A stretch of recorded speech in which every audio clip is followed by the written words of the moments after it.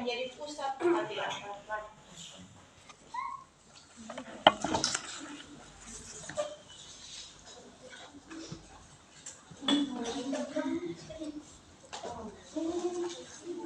Nanti sistem itu dibagi menjadi berapa? Tiga. Ada yang namanya sistem terbuka, sistem tertutup, sistem terisolasi. Sistem tertutup dan yang terakhir Terisolasi.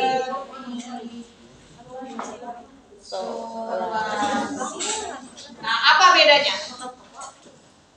Terbuka, tertutup, terisolasi. Terbuka terjadinya pertukaran kalor dan zat materi. Ya, yang namanya sistem terbuka itu akan terjadi perpindahan baik energi maupun materi. Energinya bisa dalam bentuk kalor. Nah, jadi terjadi pertukaran energi dan materi antara sistem dan lingkungan. Nah, tadi kan baru sistem ya. Nah, kalau lingkungan apa kalau lingkungan? Di luar sistem Ya. membatasi sistem Yang dan adanya di dapat luar mempengaruhi. sistem. Nah, contohnya ini, misalnya, ini mana yang disebut sistem, mana yang disebut lingkungan? Tadi katanya sistem adalah sesuatu yang jadi pusat perhatian. Nah, berarti yang termasuk sistem adalah cairannya. Nah, karena yang akan kita perhatikan ini, yang akan kita ukur perubahan suhunya ini kan, ya, bukan si tabung reaksinya. Nah, berarti tabung reaksi termasuk ke dalam Lingkaran. dan di luarnya ini udara juga termasuk lingkungan. Bisa ya bedain ya. Sistemnya adalah ini si cairannya, lingkungannya adalah nih tabung reaksi dan udara di sekitarnya. Gitu ya. Nah, yang disebut sistem yang terbuka contohnya seperti ini. Ya, terbuka. Artinya dia bisa mengalami perpindahan energi dan materi. Energinya misalnya kalor. Nah, kalau sistem terbuka gini kan, misalnya panasnya bisa keluar nggak? Bisa. Bisa ya. Bisa dari sini, bisa juga dari atas. Ya. Materinya juga bisa berpindah. Misalnya ini kita atau sesuatu kita masukkan. Ya, materinya bisa berpindah dari lingkungan ke dalam sistem atau sebaliknya, dari sistem ke dalam lingkungan. Ini yang namanya sistem terbuka. Paham? Nah, kalau yang tertutup, yang terjadi terjadi perpindahan hanya kalornya saja, materinya Tidak bisa. Contoh sistem yang tertutup adalah botol minum kalian, ya kan? Misalkan kalian bawa dari rumah airnya dingin, lama-lama apa? Ada normal ya. Nah, berarti dia menyerap panas atau mengeluarkan panas? Menyerap panas supaya jadi normal lagi. Nah, berarti terjadi perpindahan kalor. Atau kalau kalian bawa airnya panas, lama-lama adem.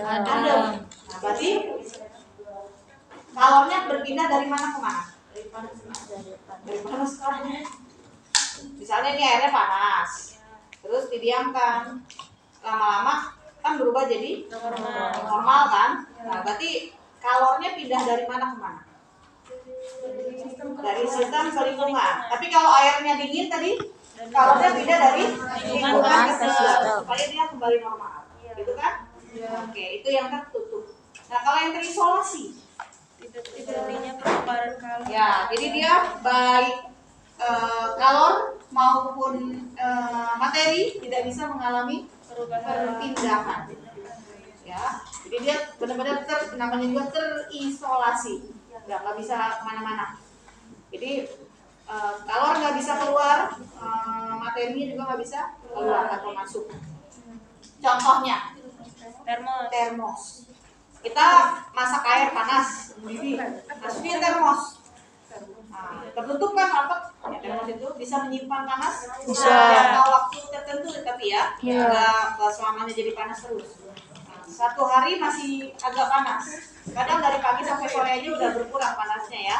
Nah, tapi itu salah satu contoh sistem yang terisolasi. Jadi panas dan materinya nggak bisa keluar, baik dari sistem ke lingkungan atau dari lingkungan ke sistem. Paham? Jadi ya macam-macam sistem. Silakan tulis sendiri kalau mau tulis. Tadi buku juga udah ada kan? Reaksi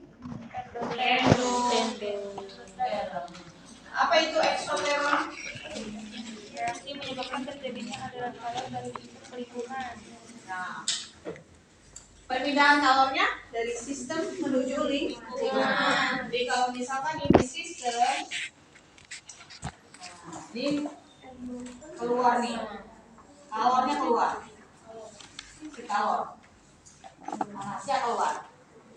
Nah, karena perpindahan dari sistem ke lingkungan, maka biasanya dia terjadi kenaikan suhu. Jadi ciri-cirinya eksoterm, suhunya naik, kemudian kalornya berpindah dari sistem menuju lingkungan. Contohnya apa?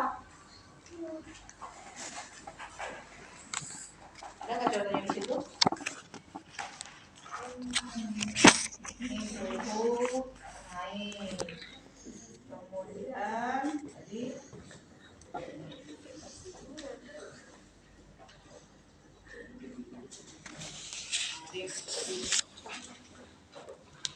jadinya suhunya naik.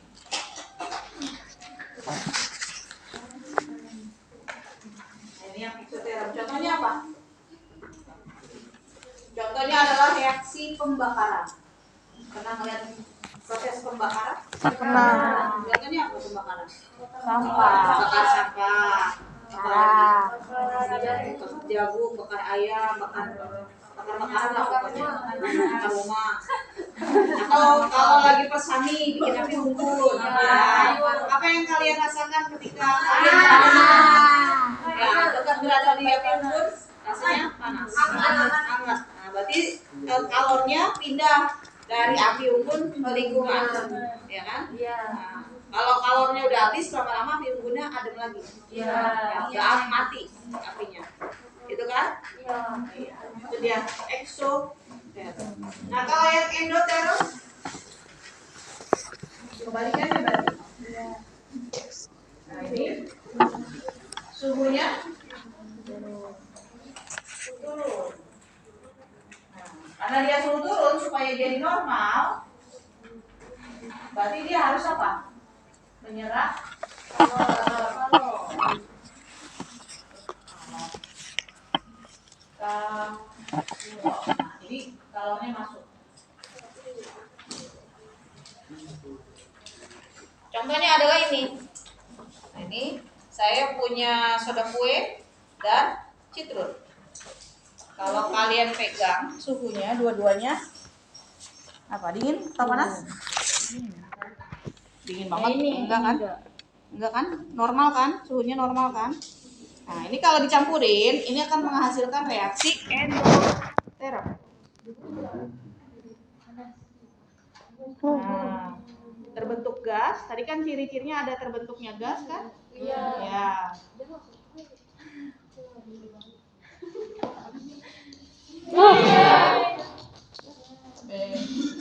Muncul keluar. Pakai tisu aja, ada tisu nggak? Ada yang beli tisu? Dan ini suhunya jadi turun, dingin. Dingin kan? Dingin kayak kita bikin adem sari. Atau bikin ngelarutin apa tuh? Yang CDR ya. Ini neng begini.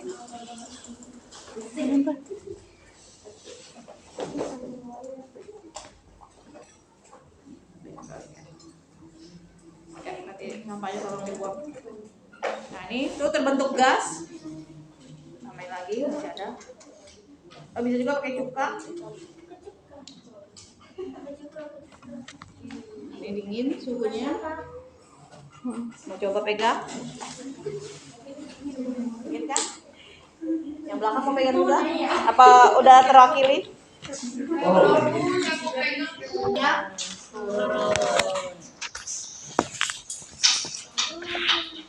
Dan terbentuk gas tuh reaksi kimianya. Oke, selanjutnya adalah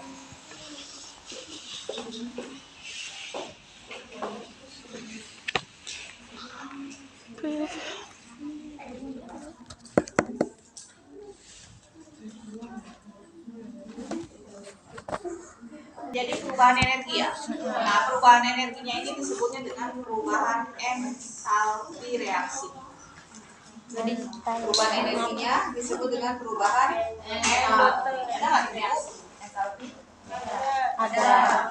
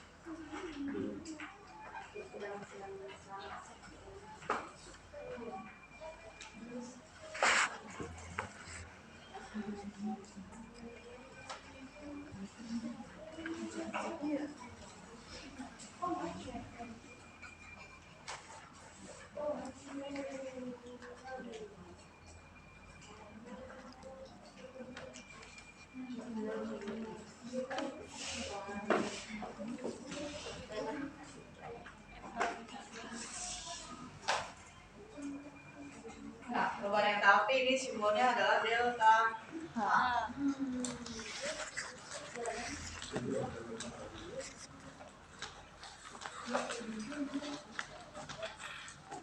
Nah, delta H ini rumusnya adalah H2 kurang H. Ada juga di buku? Ya, H ini adalah entalpi awal. H2 adalah entalpi Akhir.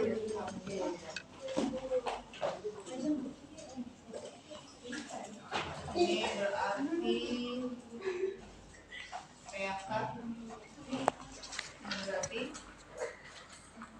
produk.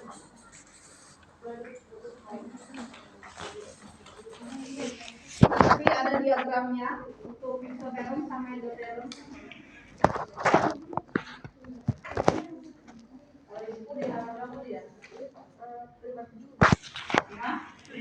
Ada diagram cara menikmati ada ya.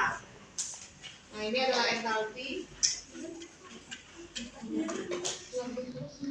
Ini adalah hasil reaksi. Nah, untuk yang pertama ini yang eksoterum. Bagaimana untuk eksoterum?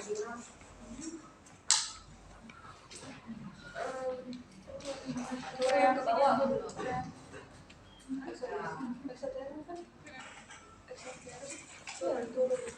Nah, untuk eksoterum ini misalnya adalah H1-nya di sini. H1. Di sininya H2. Nah, berarti delta H-nya sama dengan nilainya adalah minus. Kan H2 dikurangin H1. Ya. Nah, hasilnya adalah minus.